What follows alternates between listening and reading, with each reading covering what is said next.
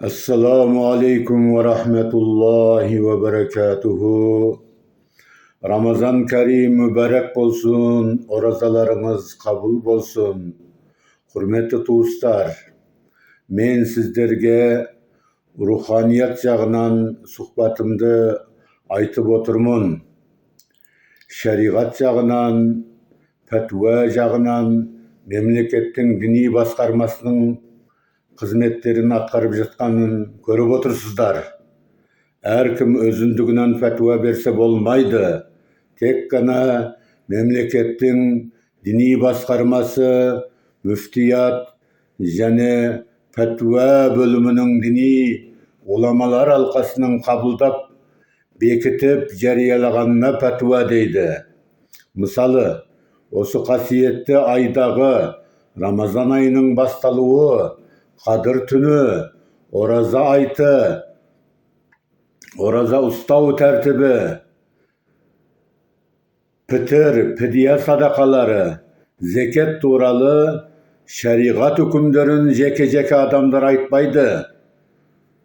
Мен де сондықтан руханият жағынан түсіндірсем де, шариғат, fatwa жағынан айтуға құқықым жоқ. Мысал үшін, Жұма намазы. Біреулер жайлауға шығып алып, жиналып, өздерінше жұма намазын өткізсе болмайды. Керісінше күнә болады. Біреулер мешітке бармай үйлерінде мен бүгін өзім жұманы өткізем десе, жалғыз өзі немесе бірнеше кісі, о да болмайды. Егер оқимын десе, бесін намазын оқиды.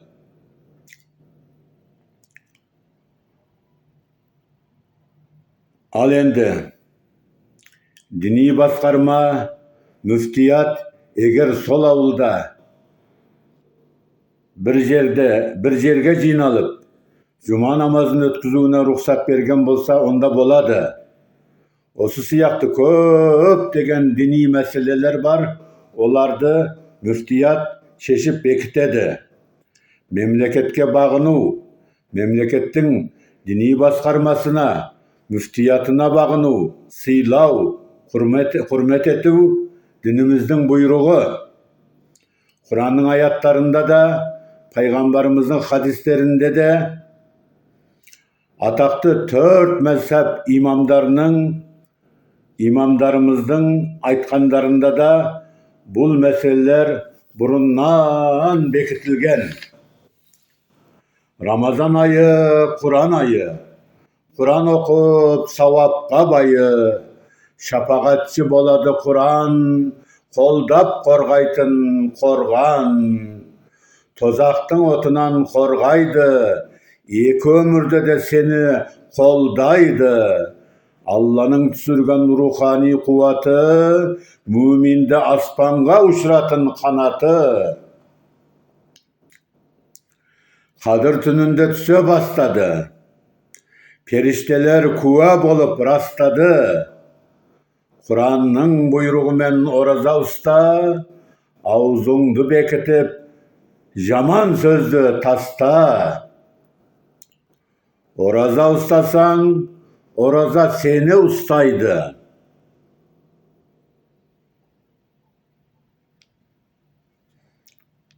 Алланың көмегімен дұрыс жолға бастайды. Аузыңды, тіліңді ұстайды алдымен, көзіңді, құлағыңды, бас аяғыңды қолыңмен. Ораза ұстап, Құран оқып тақуа бол, жәннатқа барады тақуалы құл. Құранның бір аяты болса да оқы, бір аяты болса да оқы. Жақсылап үйрен, оқығаныңды тоқы. Оразаны ұста, Алланың Құранын ұста, харамнан, күнәлерден алыста. Еш өлмейтіндей жұмыс істе, ертең өлетіндей құлшылық істе. Өтпейтін өмір, сынбайтын темір жоқ. ölmey turup savap jina, şındık söz hak. Hak Tağalanın rizasını al, halıktın en aldında bol. Erten kıyamet kayın bolsa da, kolundağın usta hak yolda sonda. Bugünkü jumusuңdu ertenge tastama, bala şakaga ülgü bol, jamandıkka bastama. Tarıdayı bolsa da jakсы amal jasa, cennetke barasың Allah razı bolsa. En kasiyetli ayı Oraza ayı, avuz bekitip Kur'an men bayı, bir bismillah'ni tastamayı okup jür, elhamdülillahi rabbil alemin dep jügür. Jügürüp oz başkalarından burun jet. Eki ömürde bizge elhamdülillah kajet.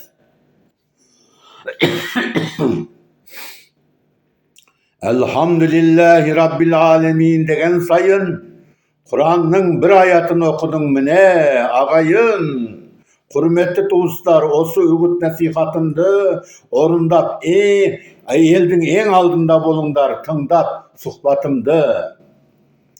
En ulkan savap, emir mağruf, nehi munkar osu, jaksılıkta aytıp yetkizip, jamandıktan tıygan Allah'ın dostu.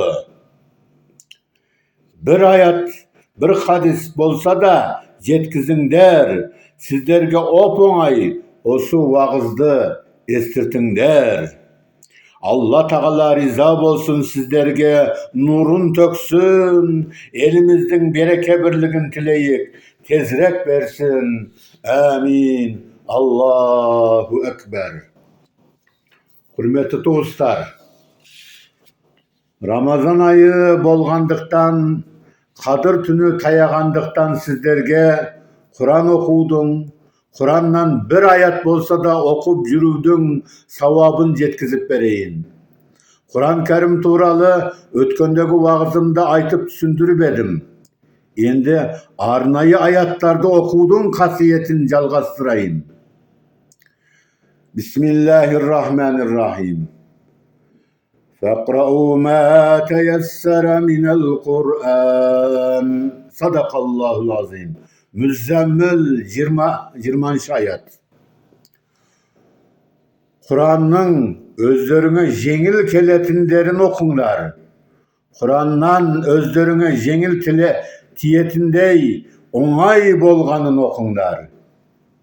Demek hürmetli dostlar, Kur'an'ın barlığını okuğa da ruhsat berilip emretilgen, jengil bolgan oңай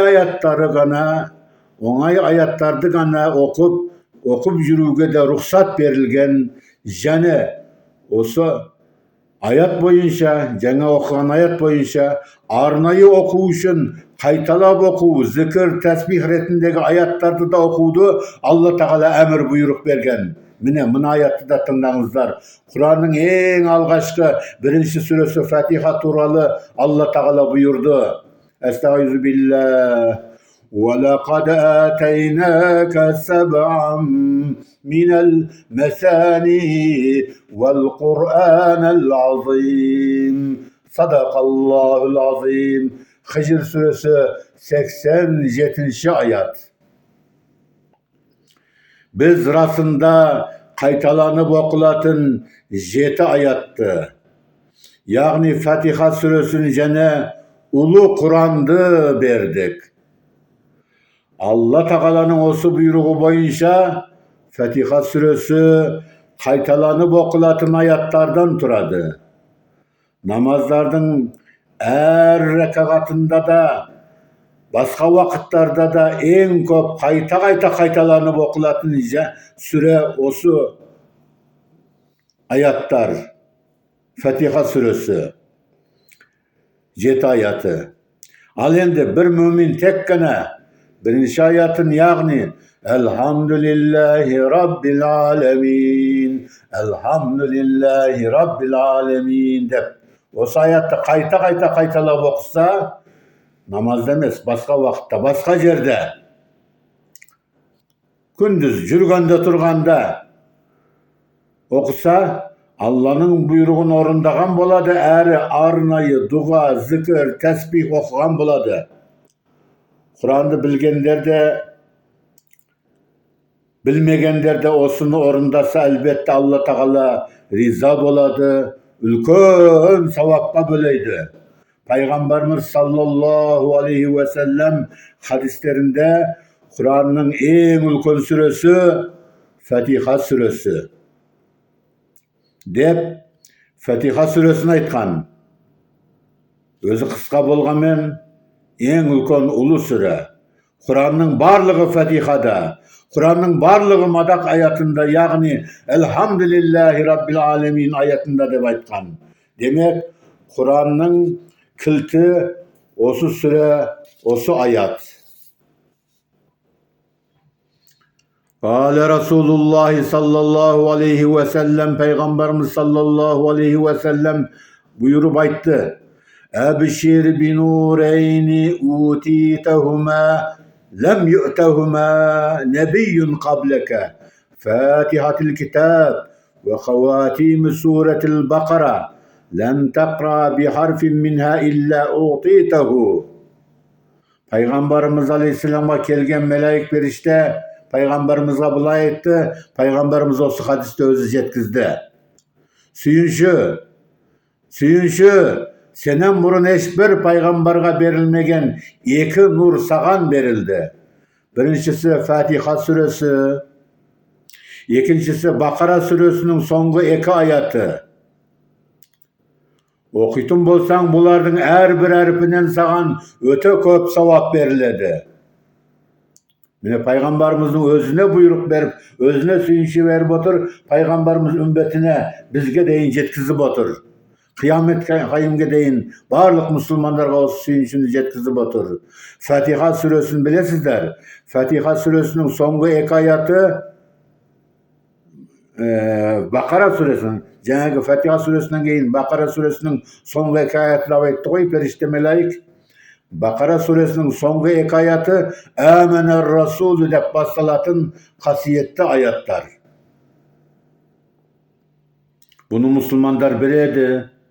Esese günün sonunda jatar vakitte de okup jüredi. Nemesi en songu yaşayıp kuptan namazından keyin de okup jüredi. Ösüp kalıp tasıp kalgan Müslüman ellerde. Elhamdülillah. Sahih-i Müslim'deki hadiste Peygamberimiz aleyhisselam ayttı. Fatiha'nı okuyan kişi Elhamdülillahi Rabbil Alemin. Elhamdülillahi Rabbil Alemin degende Allah Teala cevap beredi. Kulum meni madaktadı, magan madak ayttı. Fatiha'nı bitirgende suyunçileydi. Kulumnun suraganları beriledi, orundaladı. Elbette Allah Teala'nın aytkanın özü orundaladı. Berem degesen berilet degesen beriledi, orundaladı degesen orundaladı. Fatiha suresi tuğralık hadisler köp. Bir neçeuni aytıp jetkizeyin. Savabı jene paydası öte köp süre Fatiha suresi. Bu süre şifa suresi, avrularga, dertlerge şifa boladı. Hürmetli dostlar, dua kılamın, Kur'an okuyumun, zikir tesbih aytamın degenlerдің de en жақсы amalı Fatiha suresini okuğu. Barlığını okuyalmasa da birinci ayatı Elhamdülillahi Rabbil Alemin dep osu ayatты kaytalap okup jürse er Kur'an okugan boladı, er köp Kur'an okugan boladı, er dua kılgan boladı, er zikir aytıp tesbih tartkan boladı. Peygamberimiz Aleyhisselam hadisinde buyurdu, ayttı. Afzalu duai elhamdülillahi Rabbil Alemin. Duanın en abzalı, en faydalısı osu ayat. Okugan kişi dua kılıp Allah'dan suragan boladı. Tileklerin, surakların, kajetlerin aytbasa da Allah Teala barlığın biledi de, beredi de. Subhaneke Allahümme ve tahiyyatuhum fiha selam Ve ahiru da'vahum enilhamdülillahi rabbil alemin. Da'vahum fiha subhanekallahümme.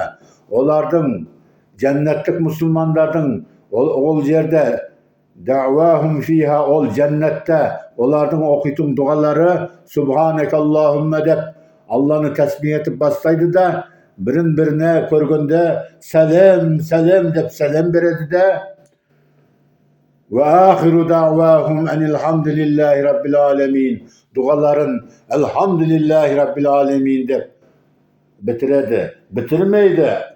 Basında da elhamdülillah dep aytdı, sonunda da elhamdülillah dep aytdı degen, ahiri degen, osudan keyin başka dua yok.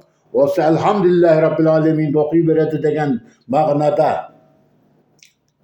Başka duaga kajet ne? Elhamdülillahi rabbil alemin duanın en abzalı bolup otursa, cennette başka kulçuluk istelmeydi. Cennette başka kulçuluk, ibadat, adamın moyunda borç yok. Cennet sıylık yeri.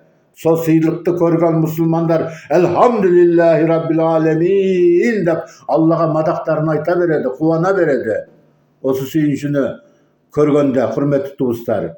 Sonduktan o ömürдің de suyunçusun, o ömürдің de kızығın, жақсылықтарын, Allah'ın nimetlerin özümüzge köp jausun desek, bäribir bizge jaumasa da, elemde jaup yatır, elemdin barlığı Allah'ın nimetleri, olardı körgön sayın, oylagan sayın, elhamdülillahi rabbil alemin deyi bersek, äri özümüzge berilgen nimetlerge şükür kılgan bolamız, äri beriletin başka nimetlerinde köp berilüğüne sebep bolamız. Ötkeni estağfirullah la in şekertum la azidennekum. Eğer şükür kılatın bolsаңдар senderge köp beremin deydi. Köp beredi Allah. Köp. Ve la in kefertum inne azabi leşedid. Eğer küpürçülük kılsаңдар, bergenimdi bilmeseңдар, osu nimetlerimdi bilmeyi, oylamayı, sıylamasaңдар, onday bolsa bar goy. Şükürçülük bolmagan yerde ne boladı? İnne azabi leşedid. Benim azabım, benim kıynavım öte kattı deydi. Sonduktan kıynalıp kalmay, elhamdülillahi rabbil alemin dep osu ayette okup jüreyik. Ayette bul jatka okulatın, jürgönde turganda okulatın bolgasan, derette şart emes. Kur'an'da okup jatkamız, Kur'an'da ustab jatkamız yok koy. Okup jatırmız bırak. Ana jakta mına jakta jürgönde de turganda da okuy beretin ayetlerga, sürelerge, jatka okuga ruhsat berilgen. Қазір оны мына Пайғамбарымыз алейхисаламның оқыған мысалдарымен түсіндірем өмірдегі.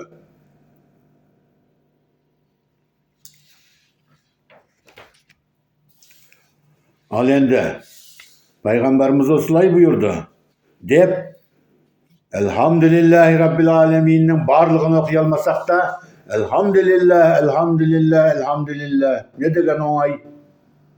Әр намаздың артынан tesbih tartkanda 33 rет subhanallah, 33 rет elhamdülillah, 33 rет Allahu ekber de okup jüremiz goy. Bu namazdan keyin okulatın tesbihten Peygamberimizden rivayet etilgen sanı belgili tesbih. Al odan başka vakitlarda sansız okuga ruhsat berilgen Peygamberimizin özü de sütüp okuytun. Köp okudu, aytı üçün 70 rет, 100 rет okudum, okundar deysaladı. Bu sanap oturup 70, sanap oturup 100 emes, köp okundar degen sözdü İslam galımdары sütüp uğup, sütüp bizge jetkizgen. Hürmetli dostlar, Kur'an'dan oңай және жеңіл болғандарды оқу Алла Тағаланың бұйрығы және бізге берген рұқсаты, жеңілдігі, үлкен нығметі.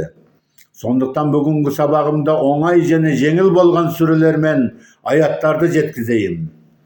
Ан Аби Хурайрата разияллаху анху әнне Расулаллахи саллаллаху алейхи ва саллам قرأ في ركعتي الفجر قل يا أيها الكافرون وقل هو الله أحد. Hazreti Ebu Hureyre radıyallahu anh'tan rivayet etilgen osu hadiste Peygamberimiz aleyhisselamның қалай amal kılganын jetkizedi. Peygamberimiz aleyhisselam әсіресе таң намазының 2 ракағат sünnetinde Kafirun suresi men İhlas suresini okup jüretindi deydi. Al endi farzında uzak surelerde okup cemaat istep birge taң namazını ötküzetin. Jerge aşık okugandyktan elдің bäri onu esiytin. Hazreti Ayşe radıyallahu anha anamız aytdı. Gazavatqa ketkende imam bolup askerlerge namaz okutkan bir sahaba soңgu rakatlarında İhlas suresini okup namazın bitirgenin paygambarımızga jetkizgende Peygamberimiz Aleyhisselam soradı. Seluhu li eyyi şeyin yasna'u zalika. İmam bolgan kişi olarga namazda her daim nege osula İhlas suresini okuganın özünden soramızlarşı. Sonda fekale ol kişi aytdı. Li'enneha sifatur rahman fe ene uhibbu en akra biha. Bu sure İhlas suresi. Rahman Allah Taala'nın sifatları tuğralı. Men de osu sureni okudu unatamın. Osu İhlas suresini süyömün, jaktırtamın, jakсы görömün dep aytdı. Allah Taala'nın sifatları bul Rahman'ın. Sonda Peygamberimiz Aleyhisselam buyurdu. İnna Allah Teala yuhibbuhu. Allah Teala da osu kişini jakсы görödü. Yani osu İhlas suresinin namazında da okup жүрген osu halkka, askerlerime gazavatqa ketkende imam bolgan osu sahabamды jakсы görödü, süyödü. İnnallaha Teala yuhibbuhu. Hürmetli dostlar, sahabanın birevi taң atkança İhlas suresini kaytalap okuy berdi. Tаңертең осыны басқа bir сахаба Пайғамбарымыз Алейхиссаламға сұрады. Қайталап оқи берудің болып болмайтынын, қалай болатынын сұрағанда Пайғамбарымыз айтты. Уәлләзи нәфси биядихи. Мені құдіретімен ұстап, жан сақтатып өмір сүріп жүргізген Аллаға, Алла Тағалаға серт, Аллаға ант айтамын. Allah'a ant bolsun, ant etip aytamın. İhlas suresi Kur'an'ın barlığının barlığından jogarı, üstten yani üçtün biri. Kur'an'ın üçten biri. Demek üçret okugan Kur'an'ın barlığını okuganday savapqa bölünedi degen osu hadis boyunca Müslümanlar Kur'an'da da okuydu. Hatım da түсіреді. Hatım okup olsa da sonda da İhlas suresini 3 ret okup kalıptasıp kalgan savabı köp olsun dep. Kur'an'ın barlığını okuganday savap boladı dedi. Savap jagынан düşündürdü yani. Hazreti Ebu Hureyre radıyallahu anh'tan rivayet etilgen hadis bulay. Men Peygamberimizden birge ketip bara jatkanda bir sahabanın kaytalap Kul huvallahu ahad, Allahus samed, lem yelid ve lem yulad ve lem yekun lehu kufuven ahad dep osu sureni okup jatkanın estidim. Peygamberimiz birge bolatın, Peygamberimiz estigende bulay aytты, magan aytты deydi. Vecebet, vacip boldu. Men soradım, nemine vacip boldu? Vacip bolgan ne? Sonda Peygamberimiz aytты. Mına kişi İhlas suresini kaytalap okuganda cennettin vacip bolganın, cennetke baratının melaik perişteler kadir suyunçilödü. Cennetke baradı. Mağnasını karаңыздар. Kul huvallahu ahad. Ol Allah жалғыз. Allah'ın bir Allah ekenin ait. Allahus samed. Allah samad. Eşkimge eş nersege muhtaç emes. Kerisinçe küllü jaratılız. Oğan muhtaç. Lem yelid ve lem yulad. Ol Allah tuğulmadı. Ol tuğulmaganda. Ve lem yekun lehu kufuven ahad. Onun hiçbir tengdesi yok. Oğan tengdes eşkim yok. Hazreti Ayşe radıyallahu anha anamız aytты. Пайғамбарымыз жатар уақытта İhlas сүресін, Фәлақ және Нас сүрелерін оқып, екі алақанын ашып, екі алақанына үрлеп деп дем салып, басынан қолының жеткенше денесін екі алақанымен екі қолымен сипайтын, мәсіх қылатын. عن أبي سعيد الخدري رضي الله عنه قال كان رسول الله صلى الله عليه وسلم يتعوذ من الجان وعين الإنسان حتى نزلت المعوذتان فلما نزلتا أخذ بهما وترك ما سواهما.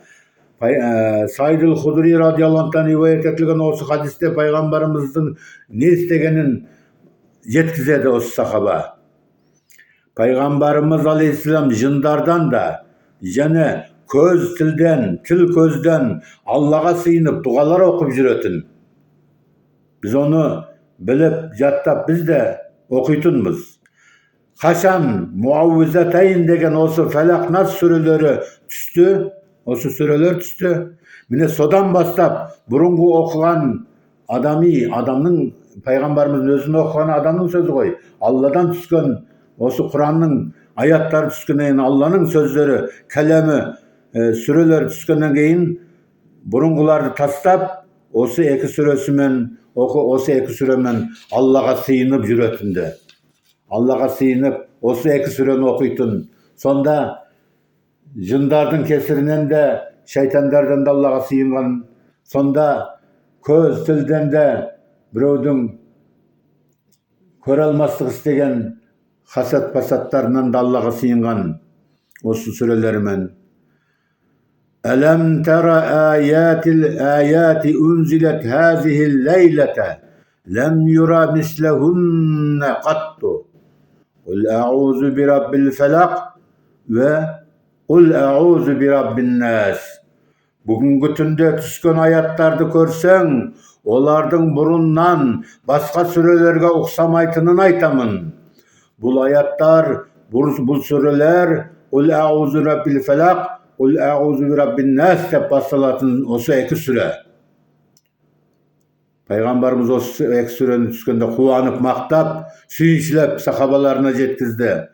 Құранның әрдайым аяттары түскен сайын бір аят болса да, бір сүре болса да, қасындағы жазушы, хатшы, Құран хатшылары болған сахабалар жазып отыратын, басқа сахабалар жаттап алатын, жазған сахабалар әрі жазып, әрі жаттап алатын.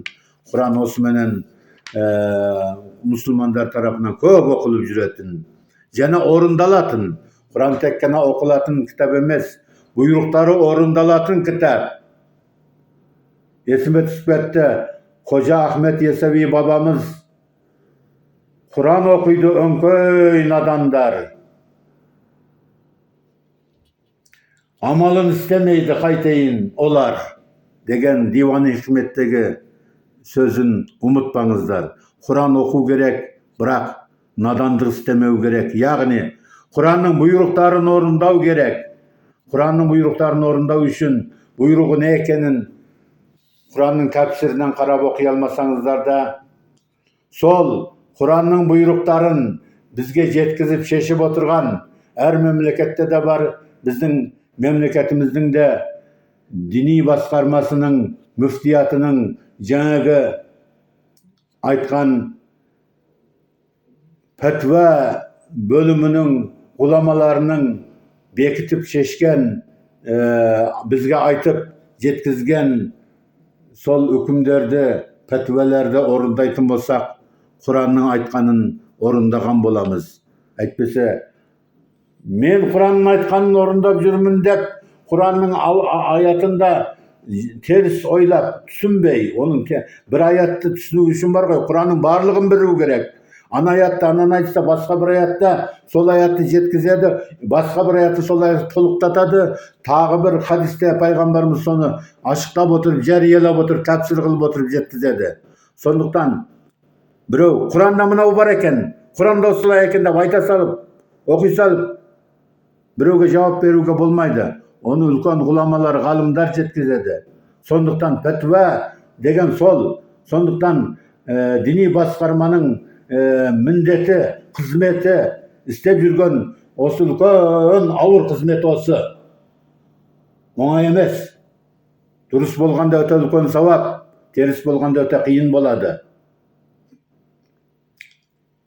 Бұрынғы мүжтәһиттердің айтқаны, ол мүжтәһит болғасан, яғни айтқандары егер Құранға, дінге сәйкес болса, 2 сауап, сәйкес болмай қалса да, әйтеу дұрыс болса болды ғой, онда да сауап деп айтқан, 1 сауап болса да сауап болады деп айтқан. Сондықтан пәтуа деген нәрсе бір адамның айтатын емес,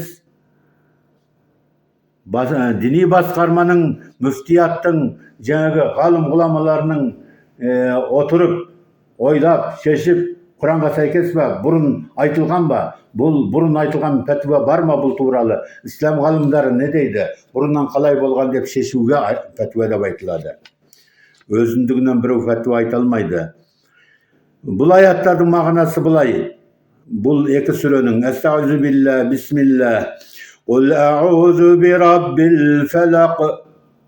Ayt, mınanı oku. Таң шапағының Раббысына сақтай көр деп сыйынамын. Таңның Раббысына сыйынамын. Min şerri ma халақ.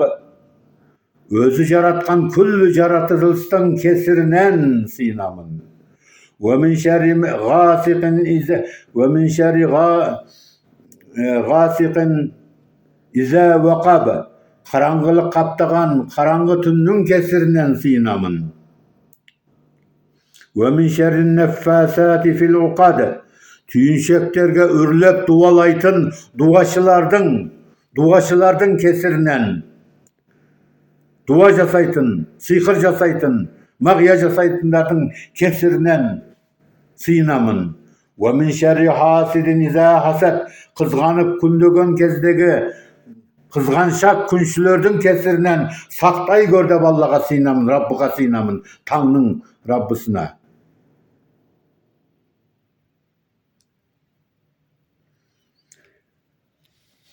Нас сүресі. Qul a'udhu bi rabbin nas. Mınanı da aytıp oku. Сақтай көр деп сыйынамын адамдардың Раббысына. Мәлиkin nas. Адамдардың, insandардың Rabbısına. İlahin nas. Adamların Tanrına, Rabbısına. Min şerril vesvesil hannas. Sıbırlap kuduk döndüretin azgıruşu Əzəzildin kesirinden sıynamın. Ellezî yuvesvisu fi sudurin nas. Adamların kökrögüne vesvese salatın. Kumen, kuduk salatındar olar. Ne olardan kesirinden sıynamın. Olar kim? Minel cinneti ve nas. Olar cindardan da adamlardan da vesvese saluşlar. Olar cin şeytanlar, adam şeytanlar. Olardan saktay gör dep Allah'a sıynamın dep okup jür. Kul osunu ayt, osunu oku dep Peygamberimizin özüne Allah Teala buyruk berdi. Hürmetli ustalar.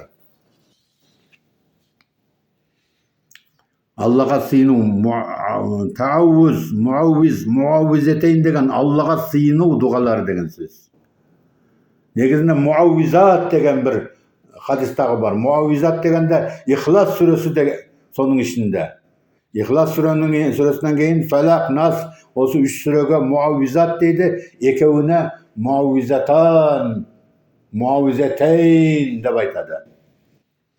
Kâle Resulullah sallallahu aleyhi ve sellem. Peygamberimiz aleyhisselam ayttı. Kul huvallahu ahad vel muavvizeteyn hine tumsi ve hine tusbihu selase merratin tekfike min kulli şeyin. Tengerten keşke İhlas, Cene, Felak, Nas surelerin 3 ret oku. Bu süreler sağan jetedi. Arnayı bir sahabasına aytқан. Ol arqılı başka sahabalarga da bizge de jetip otur mine. Bu süreler sağan jetedi. Yani okugan kişiге жетеді, жеткілікті. барлық ойларына, мақсаттарыңа жетесің осыны оқитын болсаң. Демек, құрметті достар, Алла Тағаланың Құранындағы сүрелерді, аяттарды оқыған кісіден Алла риза болады. Құран шапағатшы болады, шапағат етеді. Әлбетте Алланың рұқсатымен. Бұл рухани заң. Бұған биизнилля дейді. Биизнилля, аятал күрсіде биизнихи деп қазір оқып мағынасын түсіндіремін. Биизнилля, Алланың рұқсатымен, рұқсат заңы деген заң бар әлемде, беріп қойған рұқсатымен шапағат етеді. Рұқсат бермегендер қайтып шапағат етеді. Оларға рұқсат жоқ. Кім болса болсын, рұқсат берілмегесен шапағат ете алмайды. Рұқсат берілген адамдар, пайғамбарлар, рұқсат берілген әулиелер, рұқсат берілген шәйіттер, батырлар, елге мемлекетке қызмет істеген тақуа кісілер болса, Алла Тағала рұқсат берген болса, олар шапағат етіп, туыс туғандарын, ағайындарын, елін, халқын, жұртын Алладан сұрап, маған бер деп арашалап алып қалуына болады. Осы өмірдегі арашалау, осы өмірде маған бер деп оп-оңай. Өмірде не бар, не қызығы бар. Бірақ жаһаннам деген, тозақ деген ана қиын тозақтың отының өзінен шапағат етіп арашалап қалатыны, жаңағы шапағат дейтінін біліңіздер. Алланың рұқсат беруімен рұқсаты барлар шапағат етеді де, қызметін жасайды, әсерін көрсетеді. Ең әсерлі, күшті заң Алланың Құраны. Ең әсерлі шапағат ететін біреу пайғамбарымыздан кейін Құран. Құраннан кейін пайғамбарымыз. Екеуі тең деуге болады. Құран Алланың өзі кәлемі. Құран оқыған кісіге шапағат етеді. Пайғамбарымыз мүминдерге, үмбетіне шапағат етеді. Мен қара аятал курсiyye хина юсбиху хуфиза биха хатта юмсия. Кімде-кім таңертең кешке, күндіз және түнде аятал курсиді оқыса, осы аяттың себебімен қорғауда болады. Аятал курси оған қорғаныс болады. Демек, аятал курсini оқығанда рухани, нурани бір перде, бір қорған жан-жағын қоршап алады. Кейін тағы сабақтарымда айтамын. Қазір міне жерде Құранмен бірге, Құранның пайғамбарымыздың хадистерімен бірге арада есіме түскенде айтайын. Мысалы, имамы Газзали туралы бір сабағым айтамын. Сонда имамы Газзали айтады: біреу жатарда Құраннан аяттарды оқыса, осы қысқа сүрелерді Фатиха, Ихлас, Фалақ, Нас сүрелерін оқыса, ол адамның көрпесінің ішіне дейін, киімінің ішіне дейін періштелер келіп кіріп алады да, сол періштелер ол адамды таң атқанша қорғайды, жын шайтан оларға тиісе алмайды. Сондықтан олар жақсы түс көреді, рухтары рахаттанады да, денесін қорғап қоршап жатқан періштелерді ойлайды, денесін сондықтан ойламайды да, рухы кетеді ғарышқа дейін. Әлемдегі барлық жақсы нураниятты, руханиятты көріп отырады. Ол кісі тұрғанда: ой, бүгін жақсы түс көрдім ғой дейді. Кейбіреуі бар, қиыншылықтың ішінде көрген түсі өте жаман, осы қорқып шошып оянады. Өйткені оның рухы жаңағы қорғауда емес, жатқанда оның денесі де қорғауда емес. Ол кісі өмірінде күндіз қоқыс-боқыстардың, жаңағы мұсырлардың маңайында жүрген кісілер сияқты, жүрген бір мақлуқтар сияқты өмір сүргендіктен өмірлерінде, түстерінде де жаман түс көреді. Құрметті туыстар, міне аятал курсini оқудың бір мағынасы осылай. Оқыған уақытта, ислам ғалымдар айтады, оқыған уақытта сол аяттар, сол дұғалар, сол илахи кәлиматтар бар ғой, рухани құс болады да, нурани құс болып, жәннатқа қарай ұшады да, жәннатта ол иесін күтіп тұрады, иесін шақырады. Ана жаққа барғанда, өлгенде ол кісі тозаққа бара жатса, ол біздің иеміз, бізді оқыған, менің ием деп бәрі алып қалады. Алла Тағала бұған рұқсат берген. Алладан surap alıp kaladi degende mine жерде болмай отырып алып қалады. Олардың күші солай деген сөз емес. Алладан сұрайды, Алла рұқсат берген, өзі рұқсаты, Алланың заңы осылай, заңы, құрметті туыстар. Оған биизнилlah заңы дейді. Сондықтан Құранды оқығанда, Құранды тыңдағанда, Құранмен амал жасағанда осының барлығын ойлайық. Жаңағы рухани құстар тек қана жәннатқа барып сол жерде күтіп тұра ма? Жоқ. Осы өмірде де қасымызда рухани құстар, нурани құс болып, энергия болып, қазіргі тілмен айтайықшы, көрінбейді, бірақ энергия. Мына ауаны да көріп жатқанымыз жоқ, қар жауып тұрса да, боран соғып тұрса да, көрмейміз, бірақ әсерін көріңіздер. Әсерін көріңіздер. Сол сияқты одан да көрінбейтін осы нурани, рухани күштер, яғни энергия, нұрлар, рухтар не қылады? Күшін көрсетеді. Ол адамға көмек береді, жұмысын істеп береді. Алла тағала әсләмә абди уәстәсләмә. Міне оқып, дуа қылып, кәлиметті Құранды оқып, маған тәслім болды, жаңа мұсылман болды, маған мойын иді. Ей періште мелайіктерім, ей нұрлар, ей қасындағы күштер, ей оқыған кәлиметтері, осы құлымның жұмыстарын бітіріп істеп беріңдер деп Алла бұйрық береді. Алла бұйрық берсе, el әкеледі, жел әкеледі, сел әкеледі. Алла бұйрық бермесе, кім болса болсын, ең үлкен ғұлама болса да пайда тигіз алмайды. Алланың бұйрығымен болады. Бір аруақ қолдайды дейді ғой. Аруақтың өзіндігінен қолдамайды. Алла қолда десе, аруақ та қолдайды. Қолдама десе, бұйрық бермесе, Аллада бұйрық болмаса, ешкімнің пайдасы тимейді. Сондықтан бір Алладан сұраймыз. Алладан сұраудың жолы жаңағы оқитындарымызды оқимыз. Алла тағала өзі риза болады да, міне, енді істеп беріңдер деп Алла бұйрық береді. Алланың бұйрығымен. Ал келе қалғанда көріп қалсақ бірдеңкені, кейбіреуді көрмейміз, бірақ көріп қалсақ, ойбай, менің атам істеді, аруағым істеді, ойбай, ана әулие істеді, ойбай, мына кісі істеді, ойбай, мына періште мелайіктер істеді. Ой, неткен күштер бар екен. Осы кәлиматым істеді деп оған да мән бермейміз. Бір Алла тағала өзі жіберді, әлбетте олар істеді, бірақ Алланың бұйрығымен істеді. Алла бұйрық бермесе, оның жолларын ашпаса, істе деп айтпаса, ешбіреу істей алмайды. Жұмысымызда шапағатты да істей алмайды. Демек, құрметті туыстар, үйде оқығанда ол үйге, сол хадисті оқимыз, үйде оқу туралы. Мән қара аятел курсийи фи бейтин, ләм ядхул заликел бейте, шайтанун, tilkel leylete hatta yusbiha.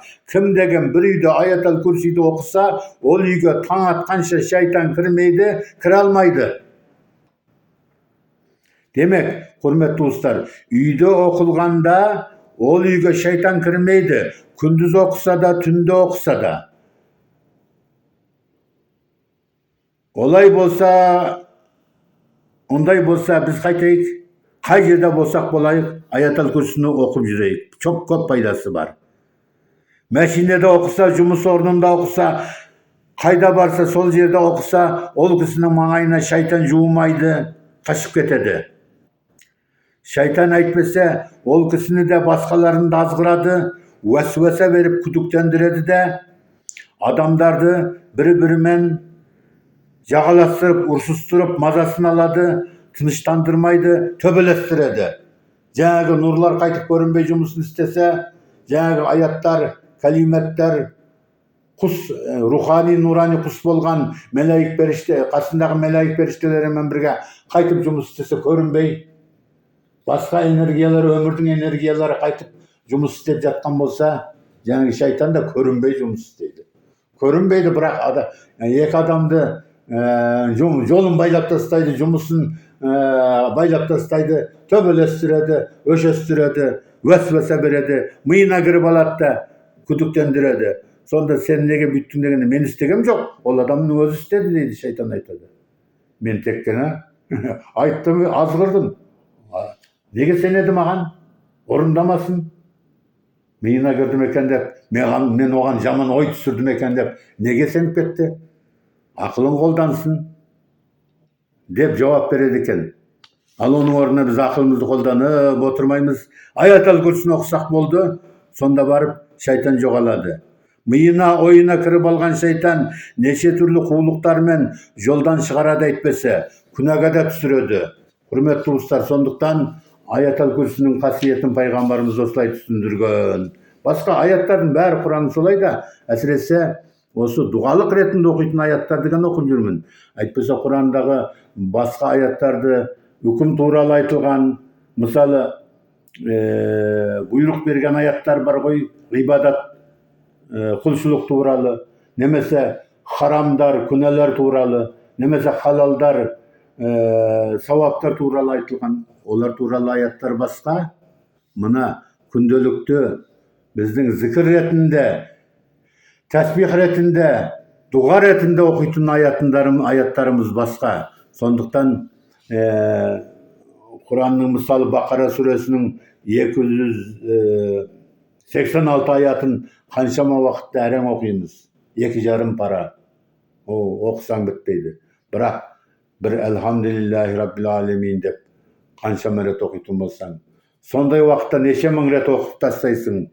Ал әлбетте ол да Құран, бірақ мынау арнайы Аллаға мадақ айту, немесе жаңағы айтқан арнайы сүрелер болғандықтан арнайы сауаптары, арнайы хадистер бар. Қой сөз қазақша түсіндірейін. Арнайы сүйіншілеген хадистер бар бұл туралы. Әбу Хурайра радиаллаху анху айтады, Расулулла саллаллаху алейхи уассалам, пайғамбарымыз мені Рамазан айында, осы Рамазан айында мұсылмандардың әкеліп берген садақаларын және жиналған зекеттерді, астықтан құшырларын, елдің әкелген құрма, жеміс, астық және басқа қайырларын жинап қойған жерге тағайындап, осыларды қорғап, бақылап отыр деп маған бұйрық берді. Түн ортасында қараңғыда бір ұры келіп, жиналған құрмаларды, басқа заттарды алып, ұрлап жатқанда, ол ұрыны бас салып ұстадым. Сонда жылап айтты, мен кедей, пақыр, міскін адаммын. Бала шағамның жейтін еш тамағы жоқ. Сонда мен жаным ашып қоя бердім. Таңертең пайғамбарымыз алейхиссалам маған айтты, ей Әбу Хурайра, кеше түндегі ұстап алған тұтқыныңды қайттың? Мен айттым, я Расулалла, бала шағасы үй ішімен аш қалыпты. Жаным ашығасан аз ғана алғанмен бірге жібердім. Сонда пайғамбарымыз айтты, байқа, ол ұры саған өтірік айтты. Тағы да келетін болса ұстап жіберме. Ертеңгі күні түнде тағы да келіп ұрлай бастағанда бас салып ұстап алдым. Сені Расулуллаға, пайғамбарымыз алейхиссаламға апарамын дегенде былай айтты маған. Мені қоя берсең, мен саған оқитын кәлимелерді үйретемін. Осыны оқығанда көп пайдасын көресің. Егер сен жатарда және басқа уақыттарда аятал күрсіні оқып жүрсең, оқитын болсаң, Алла тағала сені қорғайды. Қорғаушы періште мелаиктерін жібереді. Оқыған аятал күрсі саған қорған болады, маңайыңа, үйіңе шайтан жоламай қашып кетеді. Сонымен мен ол кісіні қоя бердім. Маған үйретті осы сөздерді. Таңертең пайғамбарымыз алейхиссалам тағы да сұрады. Негізінде Алла тағала пайғамбарымызға өзі сұрағаны болмаса барлығын ескертіп, көрсетіп, білдіріп тұрады. Соның бәрін үйінде түнде жатса да пайғамбарымыз естіп біліп жатты. Алла тағала пайғамбарымызға аян қылады, білдіреді, айтады, көрсетеді де. Бірақ сонда да пайғамбарымыз қалай болды деп Әбу Хурайраға сұрады. Пайғамбарымыз алейхиссалам осыны білсе де маған тағы да сұрады дейді. Әбу Хурайра радиаллаху анху. Кешегі ұры тағы да келді ме? Сен не істедің? Сонда мен маған үйреткендерін айттым. Кәлимат үйреткен үшін Koya verdim degende Peygamberimiz buyurdu. Ama innehu kad sadakake ve huve kezubun. Ta'lemu men tuhatibu münzü selâsi leyalin. Ya Ebu Hureyre. Kale. Men ayttım. La. Çok. Kale ayttı Peygamber. Zâke şeytan. Osu hadiste jetti deyin. Bayka ya Ebu Hureyre bayka. Şüphesiz ol uru negizinde öte jalganşı, ötürükşü. Jalganşı ötürükşü bolsa da sagan osu jol tuğraсын aytıptı. Sen ustab alıp Rasulullah'a aparım dep aytkanda şoşup ketip korkup kutuluu üçün şındıkты aytkan eken. Ey Ebu Hureyre, ol urunun kim ekenin bilesin be? Yok bilmeymin. Degende Peygamberimiz Aleyhisselam ayttı. Ol urugisi adam beynesinde adam siyahtı bolup görünüp adam siyahtı bolup görünüp kelgen şeytan bolatın. Köptügen beynelerge kiredi. Adam bolup da, hayvan bolup da, bir zat bolup da görünedi. Jıbırlap jürgen birine, uşup jürgen bir şıbın siyahtı bolup da görünedi. Sonday. Biroq barlık janıbardın, barlık adamның barıp görgen şıbınның bäri şeytan emes koy. Solardың beynesinde bolup görünedi. Jındar. Ol adam bolup görüngen şeytan bolatın, dedi Peygamberimiz. Hürmetli dostlar. Bu hadiste kayta түсіндіріп айтуға қажет жоқ. Қайтадан мен неге қайталаймын? Белгілі ашық риваят. Қайтадан тыңдаймын десеңіздер, қайта өздеріңіз осы видеоны қайтадан тыңдаңыздар, түсінесіздер. Басқа hadislerде де, басқа айтқандарымда қайта, бұрынғы сабақтарымда қайта оқитын болсаңыздар, тыңдасаңыздар үлкен сауап. Неге? Ilimden bir әріп үйренген кісі, bir әріп үйренген кісі көптеген сауапқа бөлінеді. Ең үлкен сауаптың бірі осы. Утлубул илме минел мехди илел лахди. Жер бесіктен ағаш бесікке дейін, туғаннан өлгенге дейін, қабырға барғанға дейін ilm үйрену мұсылмандар, ilm үйреніңдер. Talabul ilmi farizatun. Ilm үйрену мұсылмандарға парыз деген. Ilm үйрену керек. Bir әріп болса да ilm үйрену керек. Müslümanlar kayda жүрсе de ol ilimde, әсіресе dini ilimlerdi, bilimlerdi, din kaytып орындалады деген дұрыс жеткізілген kitaplarda okuğa da болады.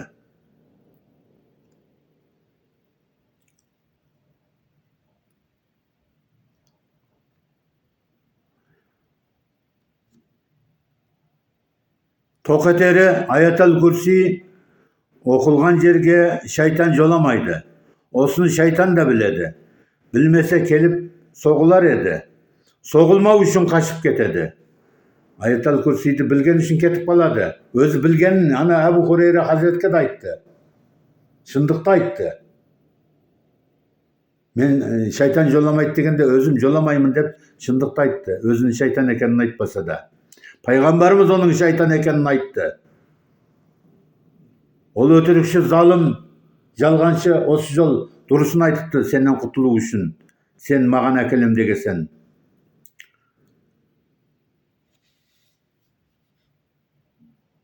Misal üçün aytayım, eskerteyim. Ulama evliye Şeyh Abdülkadir Geylani aytadı. Bir gezde şeytan beni kelip mazamda alganda la havle ve la kuvvete illa billah dep okudum. Sonda şeytan kaçıp ketdi. Kaçıp joğaldı. Biroq şeytanga ergen bir jin şeytan bar edi. Kişkentay bir peri jin bar edi. Sol kayta gelip mazamda aldı. Ana ülkendörü. İblistin özü. Nemese iblisке ergen başka ku şeytanlar. La havle ve la kuvvete illa billah degesin oybay. Kaçay joğala ketpis kuyu bölümüzde kaçıp joğalıp ketdi. Bir kişkentay bir peri. Osu kayta gelip mazamda aldı deydi.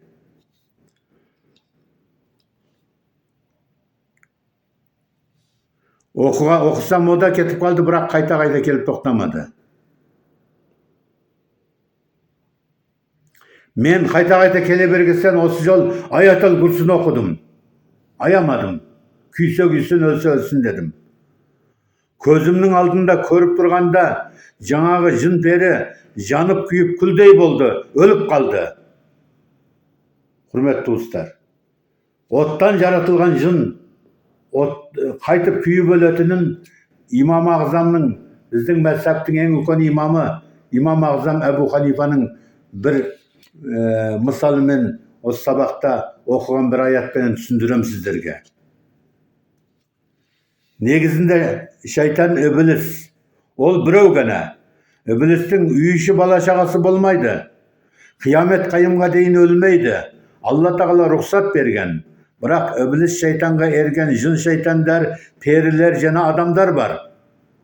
Ол жын шайтандар, адам шайтандар бұлар өледі. Еріп кеткен жаңағы ібілістің құлы болып, ібілістің әскері болып жүрген кісілер бұлар. Аллаға емес, ібіліске сенген кісілер. Бұларға жаңағы минәл жиннәти уән нас, жындардан және нас, инсандардан, адамдардан шайтандар бар деген аят бойынша, азғырушылар бар деген аят бойынша, олар да шайтан. Адам, кәдімгі адамның бейнесіндегі шайтан емес, кәдімгі адам. Бізбен бірге өмір сүрген қалың адам бар ғой, солардың кейбіреуі сол шайтан сияқты азғырады. Соның жолына түсіп кеткен. Аллаға сыйыну керек. Алланың Құранын оқып, жаңағы кәлиматтарын оқитын болсақ сыйынған боламыз. Ағызы бісмилләмізді тастамайық, әлхамдулиллахи раббил алемин тастамайық, ең болмағанда.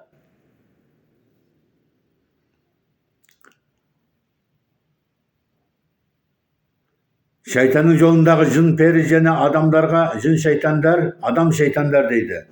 Құрандағы минәл жиннәти уән нас аятындағы Нас сүресінің соңғы аяты, яғни Құранның ең соңғы аяты осы. Құран әлхамдулиллах деп басталады, минәл жиннәти уән нас деп бітеді.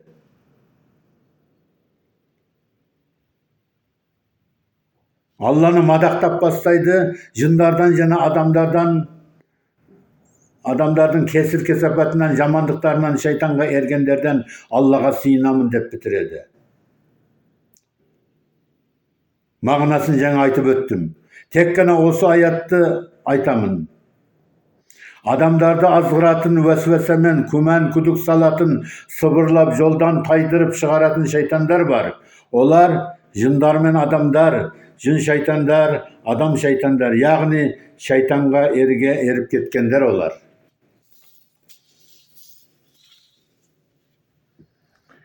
Аятал Курсиның мағынасын қазақша жеткізіп берейін. Аузу биллахи минеш шайтанир ражим. Аллаху ла илаха илля хувал хайюл қайюм. Аятал Курси бір аят, бірақ ішінде жеке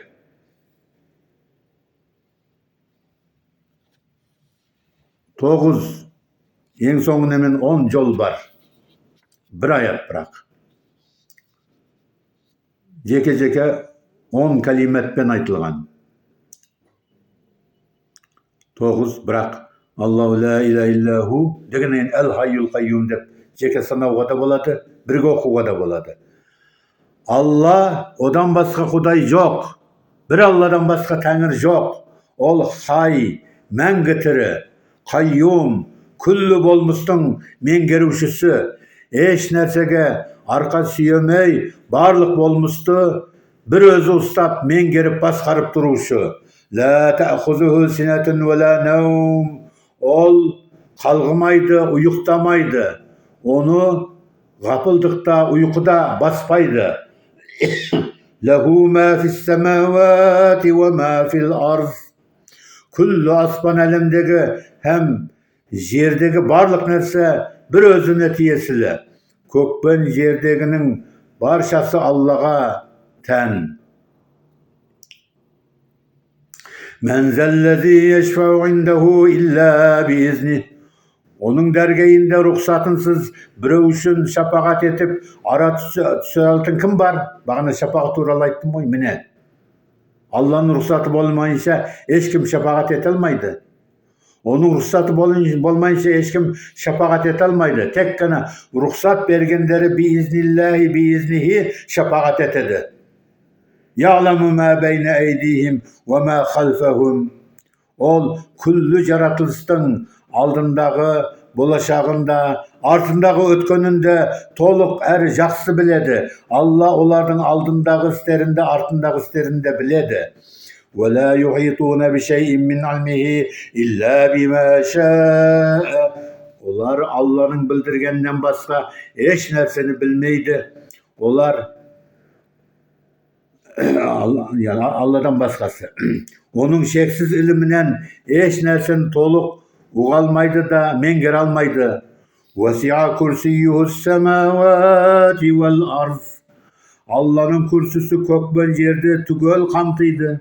Şeksiz beyliginin kürsüsü kullu asbamen yerde toluq kamtıydı. Ve la yauduhu hifzuhuma. Oleke onu korgav oğan avur gelmeydi. Asman men yerde korgap saktap duru ol üçün avur emez.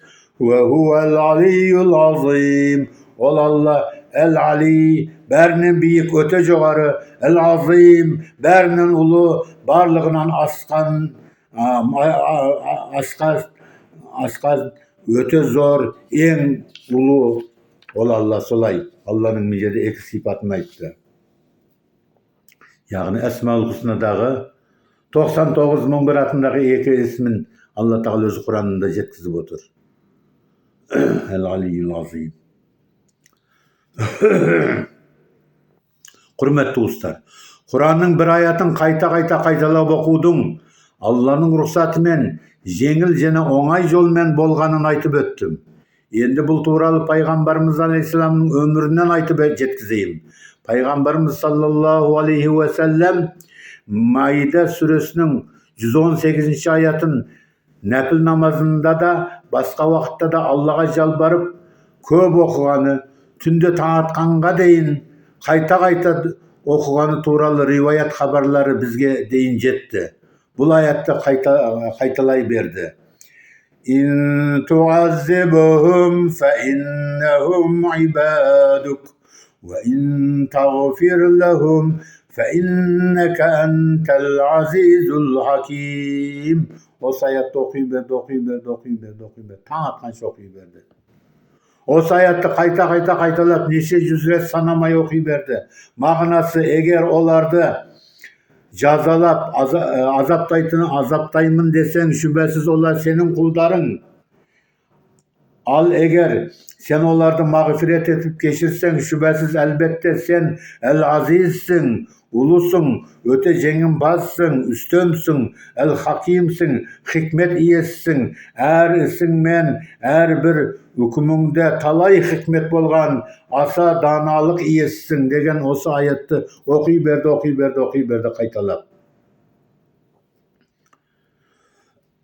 Göz jasın töktü. Keş, ümmetimdi keş degen mağnada. Sen Allah'sın sen. Olar senin kuldarın, olarga azap tarttırma. Olarda mağfiret et keş. Olar kul, sen azizsin, sen hakimsin dedi. El aziz, el hakim sensin Allah'ım. Başkaların beri kul, senin pendelerin, kuldarın, jaratkandarın. Keş olardı degen Kur'an'ın o ayatın Allah'ın özüne kaytadan okudu. Kayta. Үлкен bir kulçuluk mine Kur'an'da oku. Ötken sabahımda ayttım Kur'an'ın kasiyetleri. Ol başka takırıp, başka sabah. Bugünkü bu takırıbımız жалғасы сияқты болғанмен басқа. Bunun бәрін осы оразаның құрметімен сіздерге жеткізіп отырмын. Осы оразаның аяғында қадір түніге сіздерге жаңағы әулие сабақтарымды, әулиенің ғажайып келеметтерін, Алланың оларға берген үлкен мұғжизаттарын, ғажайыптарын, ғаламаттарын тағы да жалғастырып жеткіземін. Бәрібір осы sabahlarımda Allah'ın gajayibetleri, mucizalары. Ütkönü mine körüp otursunlar. Bunu ayatların beri Kur'an'ın özü muciza, Allah'ın en ulkan mucizası Kur'an. Osa ayatları muciza, osa ayatların suyunçuları muciza. Okulganda жаңағы şeytanların kaçıp кетуі, Оқылған уақытта мәләйік періштелердің жиналуы, оқылған уақытта береке бірлік болуы, Алланың құт берекет жаудыруы. Не ғажайып, не деген үлкен ғажайып мұғжиза, не деген үлкен жақсы ғаламаттар. Аллаху акбар ва лиллахил хамд. Субханалла, субханалла.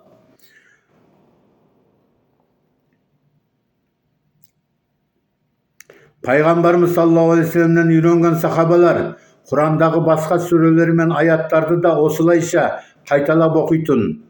Мәшайх үлкен әулие имам Мәлік, 4 мәзһәптің біреуі. Имам Мәлік ибн Әнәс Тәкәсүр сүресінің соңғы аятын қайта қайталап оқып, көз жасын тия алмайтын. Сумма латусъалунна йаумаизин анин наим. Біз арғы терең мағынасын түсінбегесен, көзімізден жас келуі де оңай емес, әуелі оңайды бұларға мүмкін емес. Ал бұл үлкен қасиеттерді қараңызшы. Bir ayatты оқыған уақытта сөзге жабысып қалады, жылай береді. Құранды оқып жатады. Әлхакумут такасуру хатта зуртумул мақабир деп оқиды. Осы соңғы аятқа келгенде, немесе кейбір ғалымдар үлкен бір сүренің ортасында бір аятты ұстап алғанда, сүйрі келгенде, өзін тоқтата алмай ойлап, жүрекпен ойлап, миымен ойлап, жылап. Аллама. Ары қарай кетіп қалмайын. Мен өзім тоқтата алмайтын болсам, осы рухани уағыз деп неге айтып отырмын? Элхамдулилля, ары қарай. Мен мына айтсам тағы болмайды. Мен қасымда отырғанда көріп қалғандар, кейбір кісілер көрушілер болады да, көріп қалады. Немесе мені көргенде өздері тітіркеніп, жаңағы вибрация болады. Осыған емес бұлар. Олар ойыншық емес қой. Маған вибрация бергенше мына халыққа көріңдерші, мына қасымда тұрыңдаршы, құстар, мелайық періштелер, энергиялар. Ел көрсінші деуге болмайды, ол күнә. Көретін болса, онда мен көшеде жүрейін, елдің бәрі қарасын, көрсін. Мен сиқыр емеспін. Мен мағия жасап жүргем жоқ. Мен елге шоу жасап жүргем жоқ. Мен елге көрсету үшін істеп жүргем жоқ. Осы аяттарды жеткізіп отырмын. Егер ондай бір неке болса, бұрынғы әулиелер кезінде кейбіреулер істепті. Көкте ұшып, құс сияқты өздері ұшып жүрген. Қастарында тұрған арыстандар, жолбарыстарды көріп қалғандар болған. Көрсетейін деп көрсеткенде. Biz bunun bәріне сенемізде болды. Elhamdülillahi Rabbil alemin. Elbette осы Құранда оқып отырғанда періштелер, мелайіктер, рухани құстар әлбетте толып жиналады. Шайтандар әлбетте қашып кетеді. Жындар әлбетте жоғалады. Бізді түртіп отырған жын емес, шайтан емес, жоламайды. Жолайтын болса, мына аяттарды оқып жатқанда, осы дәрісте, осы сабақта, сіздер тыңдаған уақытта да үйлеріңізде соғылып қалады олар. Сондықтан жоламайды. Бізден жақсы біледі. Жаңа өзі шайтанның өзі айтып берді ғой, пайғамбарымыздың сахабасы Әбу Хурайраға. Жоламаймыз деп өзін айтқан жоқ. Шайтан жоламайды дегенде, осыны оқып жүріңдер деп қулықпен түсіндірді, өзін жіберсін деп. Өзін шайтан екенін айтып қойса, жібере ме, жібермейді. Әбу Хурайра Хазірет. Пайғамбарымыздың қасында жүрген ең мықты сахабаларының біреуі, ең көп хадис жеткізген сахаба. Әбу Хурайра Хазіретті ар жағын айтпай ақ қояйын. Өзімнің бірге ол кісімен кеңескенімді айтпай ақ қояйын.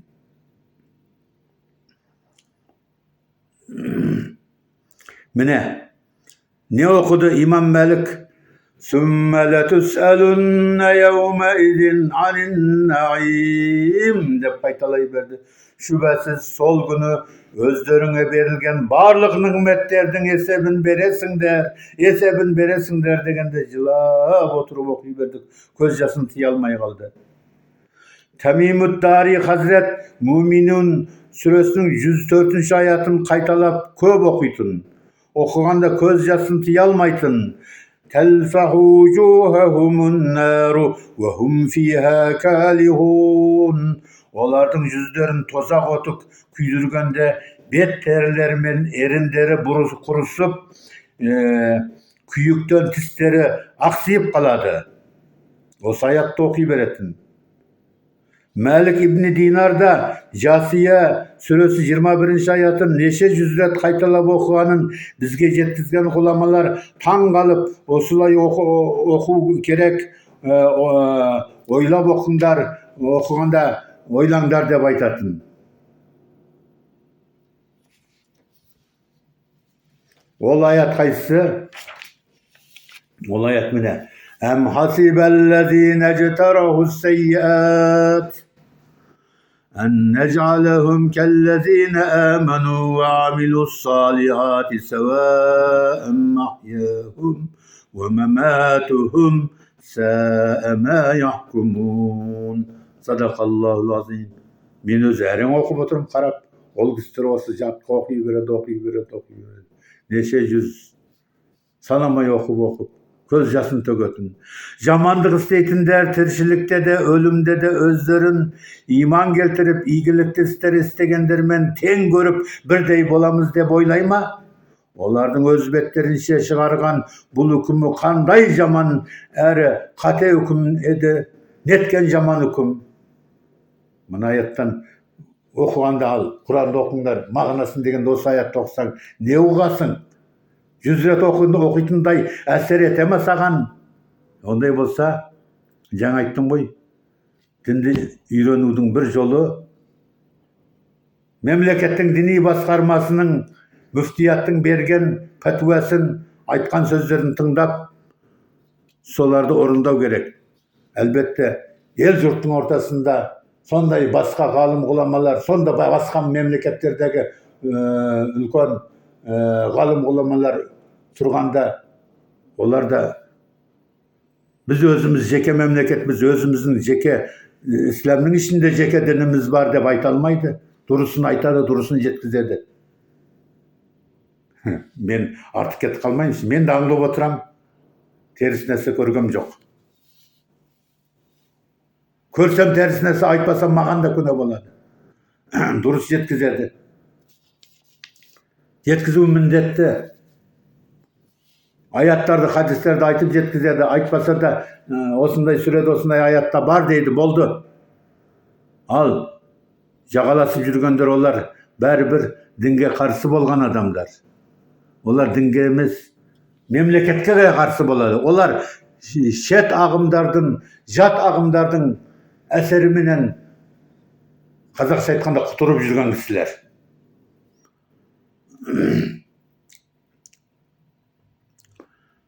Hürmetli dostlar, Hasan Basri Meşayih Avliye İbrahim suresindeki 34. ayatты köp okup, tefekkür etip, oylap düşünüp, o ayatты okuganda basını yiyip, moyundap, zikir retinde kaytalaytın.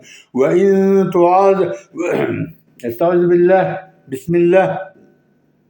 Ve in ta'uddu ni'metallahi la tuhsuha. Eger Allah'ın nimetin sanaýtyn bolsaňlar, onun sanına esde jet almaýsyňlar, sanap bitir almaýsyňlar Allah'ın nimetlerini. O ayatty köp okup Allah'ın nimetlerini oylap, jomartlygyny esine düşürüp, elemge garap, barlyk nimetlerdi oylagan sayın, esine düşürgen sayın, elhamdülillah dep Allah'a madak aytatyn. Jürgende oturganda erdeýim elhamdülillahi rabbil alemin. Ayatın köp okup Allah'a şükürçülük etetin. Bizden mezhebimiz Hanefi mezhebinin imamı, ulama galym, en ulu imam atağını algan İmam-ı Azam Ebu Hanifa Hazret Kamar suresindeki 46. ayatın kayta okuganın bir günü eldin bäri jamagat ketkenden keyin meşitte taň atkança osu ayatты okup kaytadan namaz okup namazdan kayta oturup kayta osu ayatты neşe yüzden artık okuganın galym ulamalar bizge ülgü bolsun dep jetkizip otur. Estağfirullah. Estağfirullah degen auzubillahiň kıskası. Allah'a sığınamın degen söz. Belis saatu mev'iduhum بل الساعة موعدهم والساعة أدهى وأمر. İmam Azam nege osunu okudu eкен десең, мағынасын тереңдігіне қараңыздаршы. Негізгі оларға уәде етілген нағыз жеңіліп қалады олар. Нағыз жаза қиямет уақыты, қиямет сағаты. Қиямет болғанда оларға жаза күні қиямет.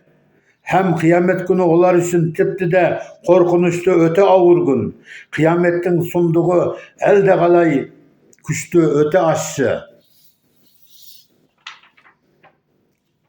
Осы аятты оқи беретін. Неге оқиды бұны? Оқып әсер етеді. Жаңағы оқыған сайын сөзін тыңдамай жүрген, дінге мойын имей жүрген, пайғамбарымызға бас имей жүрген, Құранды тыңдамай жүргендер одан кейін барып әсер ете бастайды. Яғни Құран оқитын, шариғат айтатын, уағыз айтатын, сұхбат жасайтын кісі. Менікі қазір сұхбат. Сұхбат жасағанда жүрекпен жасайсың. Жүрекпен жасайтын болсаң, жасау үшін оқып бұрыннан бұны іс жүзінде өзіңді тәрбиелейсің. Одан кейін барып әсер етеді. Әйтпесе қанша айтсаң да айғайлай берген бір кісі болып қаласың. Мен білмеймін, сіздерге әсер етіп жатыр ма, етпей жатыр ма. Әйтеу, үлкендердің үлгілері маған өте көп әсер етеді. Әсіресе әулиелердің, тақуалардың істеген ол құлшылықтары, Алланың одан риза болып оларға берген кереметтері, сыйлықтары, ғаламаттары. Айтсаңшы, не деген. Әлбетте олар шапағат етеді Алланың рұқсатымен. İmam Azamның осы оқыған аятын жеткізген кісі былай айтады. Bir сұрақ сұрамақшы болып мешітке барсам, жамағат намазын бітіріп тарқап кеткен екен. Жалғыз өзі ғана İmam Azam намаз оқып тұр. Мен күттім, бірақ нәпіл намаз болғандықтан, жалғыз өзі оқығандықтан осы аятты неше жүз рет оқып намазын бітірді. Нәпіл болғасан, жалғыз болғасан, нәпіл намазы өзі жарияда оқуға бола береді. Бұл фәтуа емес, бұрыннан болған нәрсе, үлгісі бар нәрселер. Фәтуа деген бекіткен нәрсе, яғни шеше алмайтын нәрселерді бекітіп береді. Енді сұрағанымды сұрайыншы десем, отырған орында қайтадан аятты оқи берді, қайталай берді. Қайталап оқығанда мыңнан артық оқығанын көріп таң қалдым. Таң атқанша осылайша Құранның бір аятымен құлшылық ибадатын істеді.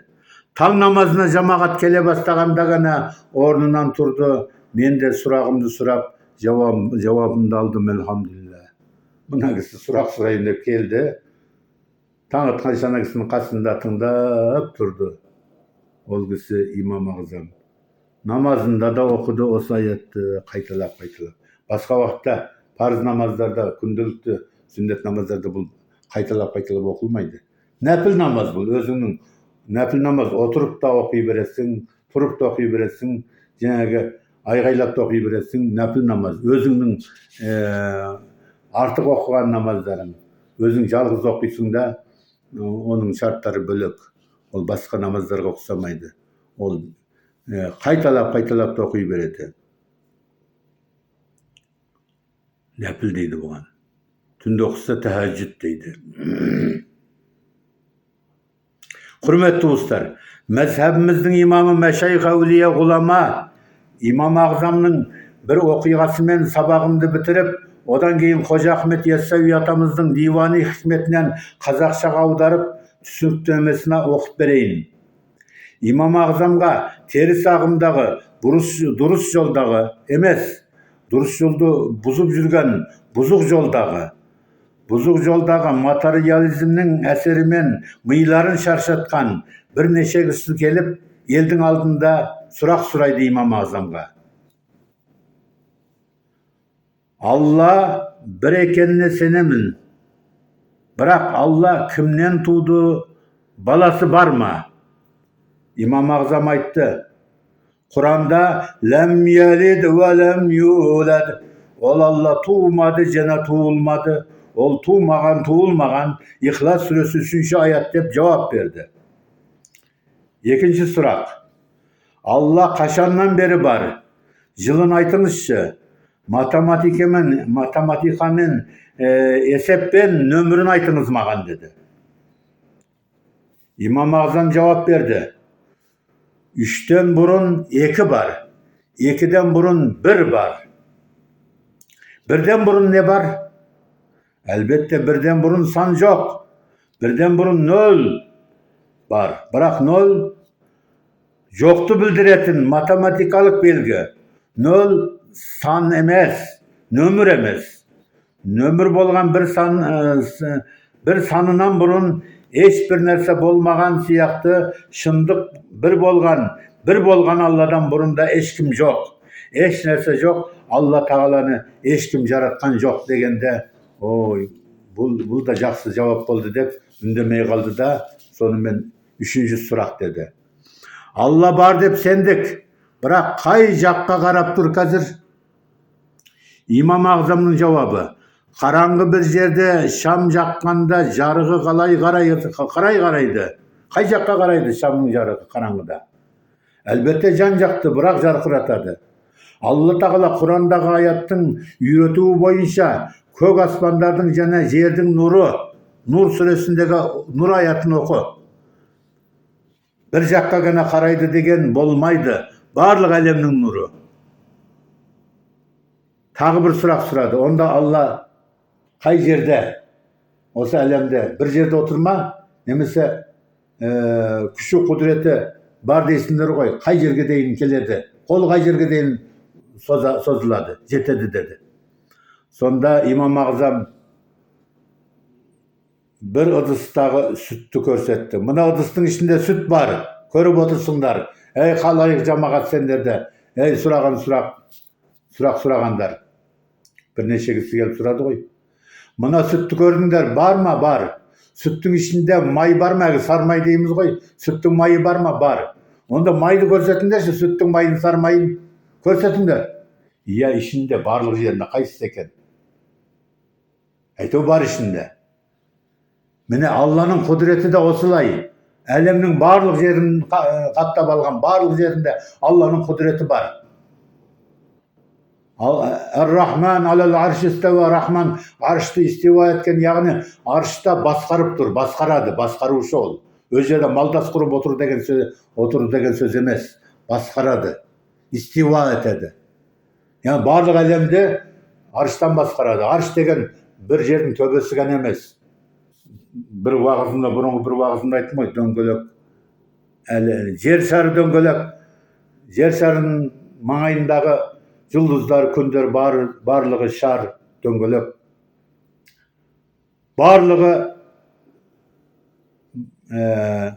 Барлығының жаңағы көктегі самауаттың жұлдыздардың қасындағы жұлдыз әлемінің қасында жер шары бір тарыдай ғана дейді пайғамбарымыз алейхиссалам. Ал барлық жұлдыздар, күн аспан, неше миллион күн бар дейді. Соның жұлдыздары да бар. Күрсі, жаңа аятал күрсі бар ғой. Күрсінің қасында бір тарыдай ғана дейді. Соның бәрін қаптап жан-жағын қоршап алған ең үлкен қоршау, ең үлкен шар, ең үлкен дөңгелек не? Ол арш. Арштың қасында жаңа күрсің де барлығы да бір тарыдай ғана. Арш сондай екен.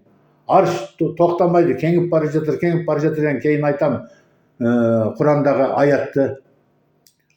Түбіне жетпейсің, ал соның үстінде отыр деген болмайды. Ол қай үсті деген қай жер сонама, дөңгелектің қай жері? Мен қолыма бір дөңгелек бір не алып көрсеткем сол кезде. Bir жеміспен, лимонмен ба, алмамен бірнекемен көрсеткем. Бүйтіп, мына да отырма, арш, төбесі ме, бірақ мұны дөңгелек, мынау да арш, мынау да арш, мынау да арш. Жан-жағы, оңы, солы, үсті, асты. Ал онда арштың үстінде деген арштың барлығын қамтып, барлығын басқарып, барлық жерде үкімін жүргізетін, күшін, құдіретін мен барлық жерде болған Алла. Сен мұны бір ыдыстағы сүттің ішіндегі майдың өзін көрсете алмайсың енді. Алла туралы қайтып сұрайсың деген үндемей қалды. Осы сұрақтардың жауабын алған бұл кісілер бұрыннан ақылдасып келгендіктен тағы да 3 сұрақ сұрады. Бірінші сұрақ: Алланы бізге көрсетіңіз. Екінші сұрақ: Жаһаннамның тозақтың оты, оттан жаратылған жын шайтандар да оттан жаратылды. Отты жаға ма? Отқа әсер ете ме? Үшінші сұрақ: Тағдыр деген маңдайға жазылған жазмыш бар ғой. Осы өмірде барлық адамдар өз еркімен істеп жүр, бірақ мәжбүр болып істеп жүр ғой десек те болады. Осы туралы бізге түсіндіріп бер дегенде имам ағзам сонда айтады: 3 сұрақтарыңа жалғыз бір әрекет, жалғыз бір жасаған нәрсеммен жауап берейін. Сендерге бір уыс тас топырақ лақтырсам, қолыммен ұрып жіберсем, тиген жерлерің ауыра ма? Әлбетте ауырады дейсіңдер. Бірақ адамдар топырақтан жаратылды. Сендер де топырақ, мен де топырақ. Жерден алған тас топырағым да топырақ. Лақтырғанда, немесе қолыммен сенде тұрғанда ауырды ма? Ауырды дейсіңдер. Ондай болса, отты жағады, топыраққа әсер етсе, отқа да әсер етеді. Тозақ жынға, шайтанға да әсер етеді. Оларды жағып өртейді. Бағанағы Шайх Абдул-Қадыр Гейланидың осы басқа шайтандар қашып кетті. Ла хаула ва ла қувата илля билля дегенде шошып, бір кішкентай пері қайта келіп тоқтамай қойды. Мен аятал курсini оқыдым, не болса болсын деп оқығаны көзімнің алдында өртеніп жанғанын көрдім дейді. Негізінде ол пері, о да оттан жаратылған, о да энергия, бірақ аятал курсінің энергиясы, аятал курсінің нұры оны өртеп жіберді. Отты өртейді міне. Құрметті достар, имам ағзам жалғастырды.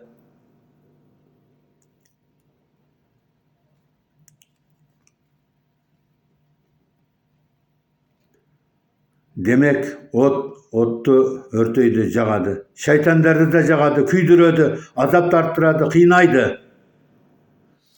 Алланы көрсетіңдер дедіңдер ғой. Сендерді ауырған жерлеріңді маған көрсетіңдерші. Міне ауырған, ауру міне деңдерші. Мен ұрды дейсіңдер, ұрған шығармын. Мына топырақпен, таспен лақтырды дейсіңдер, лақтырған шығармын. Бірақ мен сендердің ауруларыңды көрмеймін, көргем жоқ. Сендер өздеріңді көрмейсіңдер, тек қана сезіп отырсыңдар, ауырып бара жатыр. Сол ауырып бара жатқан ауруды міне деп көрсетіңдерші маған. Дегенде, ой, біз ауруды көрсете алмағанда Алланы қайтып көрсет деп сұрап тұрмыз деп ұялды. Ал енді мен ұрды дейсіңдер, бірақ мен де өзім ұрғам жоқ. Тағдыр маңдай жазу деп айтып, адамдардың кінәсін аласыңдар. Адамдардың кінәсіне тағдыры солай, өз еркіндігімен емес дедіңдер ғой. Онда мені кінәламаңдар. Мен де сендерді өз еркіндігіммен, өз қалауыммен ұрғам жоқ. Тағдырымда солай, мені Алла ұрғызды, тағдырымда жазып қойған, содан ұрдым. Мені кінәламаңдар, тағдырымды кінәламдар. Дегенде үндемей қалды. Негізінде олай емес. Имам ағзам айтты, негізінде олай емес. Адамдарға Алланың берген жүз'i ирада деген, яғни адамның өз қалауы, өз еркіндігі бар. Алла өмірімізді білген үшін жазып қойған. Алла жазған үшін орындап жүргеніміз жоқ. Біздің істейтініміз жазып қойған, сол жазып қойғанды, Алланың білгенін, жазып қойғанын орындап жүрміз. Алла зорлықпен, қорлықпен, қиыншылықпен осыны істейсіңдер. Сендер кәпір боласыңдар, мұсылман боласыңдар, мен осыны өстіп жазып қойғам демейді. Сендердің қалай болатындарды, не істейтіндеріңді бұрыннан біледі.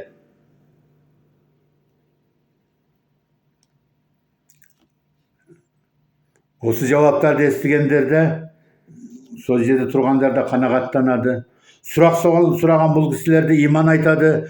Әшһәду ан ла илаха иллаллах ва әшһәду анна Мұхаммадан абдуху ва расулух деп көзімізбен көрген сияқты куә болып иман айттық. Алладан басқа илах тәңір жоқ. Мұхаммед ва әшһәду анна Мұхаммадан расулуллах. Мұхаммед Алла тағаланың расулы. Muhammeden abduhu ve rasuluhu. Allah'ın kulu cennet rasulü dep cennet iman aytadı. Hürmetli dostlar, sabahımızda adettegidey Hoca Ahmet Yesevi babamızın divanı hikmetinden bir neçe joldu okup Kazakça түсіндіріп bereyinde ayaktayın. Yeldagi jeni şemişebistan etken, bir lahzada elemni gülistan etken, pes müşkülüsüm tüsüp dur, ey barşanın müşkülün asan etken. Mine, Erginalni burungu tilmen, Çağatay tilmen yazgan ölüm olsu. Burungu Türkü tilderdeydi. Ortak dil. Bunun içinde Arapçası da var, Farsisi de var, Türkçesi de var, anasız mınası beri var. Түсінемін мен. Al bunu oslay okup bergen ölümlerimde ötkende eşkimde birovga түсінбегенін айтып маған telefon menen Kazakça түсіндірмüşsü dege sen Kazakça түсіндіре бастадым.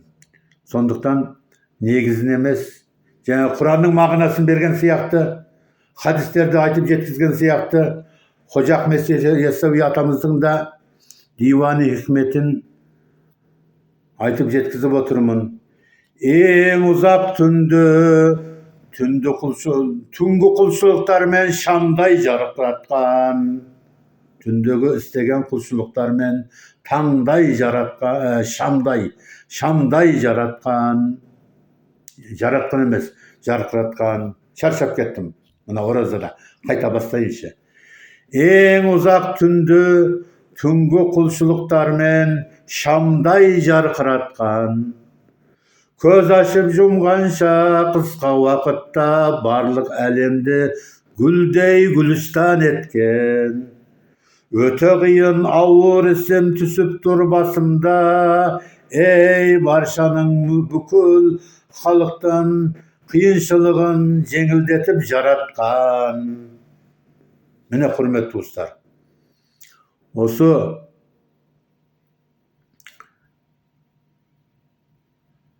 hikmetli duamen Allah Teala'ga жалынып барып bir Allah'dan сұрайды. Осы дуаны тарихтегі патшаларда оқып жүріп жеңістікке жеткен. Оқығанда Allah Teala'ның көмек жәрдемі тезірек келген. Бұрын бір тақырыбымда айтқам сабағымда, енді басқа бір тақырыптарда ол кісілердің патшаларының кім екенін айтамын. Қазір міне уақыт өте созылып кетті. Бүгінгі Құран тақырыбы. Bizde Rabbimiz Allah'a жалынып жалбарып сұраймыз.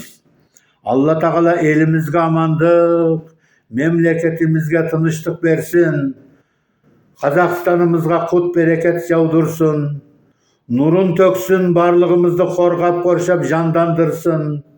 Ramazan Kerim mübarek bolsun. Orazalarınız kabul bolsun. Namaz, taravuk, Kur'an jene Kur'an hatımlarınız, avuz açarlarınız, hayır, hasanat, sadaka, zekat, bütün fidiyalarınız kabul bolsun. Neticesini Allah Teala körsetip savapka bölüsün. Osu ömürde de eserin faydasını körsetip kuandırsın. Allahümme salli ala Muhammedin ve ala ali Muhammed. Kema salleyte ala İbrahim ve ala ali İbrahim. İnneke hamidun mecid. Allahümme barik ala Muhammedin ve ala ali Muhammed. Kema barakte ala İbrahim ve ala ali İbrahim. İnneke hamidun mecid. Amin. Енді оразаның қасиетіне ар жағында жалғастырайын. Allahümme ve terahham ala Muhammedin ve ala ali Muhammed kema terahhamte ala İbrahim ve ala ali İbrahim inneke hamidun mecid. Allahümme ve tehannen ala Muhammedin ve ala ali Muhammed kema tehannente ala İbrahim ve ala ali İbrahim inneke hamidun mecid. Allahümme ve sellim ala Muhammedin ve ala ali Muhammed كما سلمت على إبراهيم وعلى آل إبراهيم إنك حميد مجيد. اللهم صل وسلم وبارك وترحم وتحنن على محمد وعلى آل محمد وعلى أنبيائك ورسلك وملائكتك وأوليائك والصديقين والشهداء والصالحين عدد خلقك ورضا نفسك وزنة عرشك ومداد كلماتك إنك حميد مجيد. اللهم صل وسلم وبارك وترحم وتحنن على محمد وعلى آل محمد وعلى أنبيائك ورسلك وملائكتك وأوليائك والصديقين والشهداء والصالحين.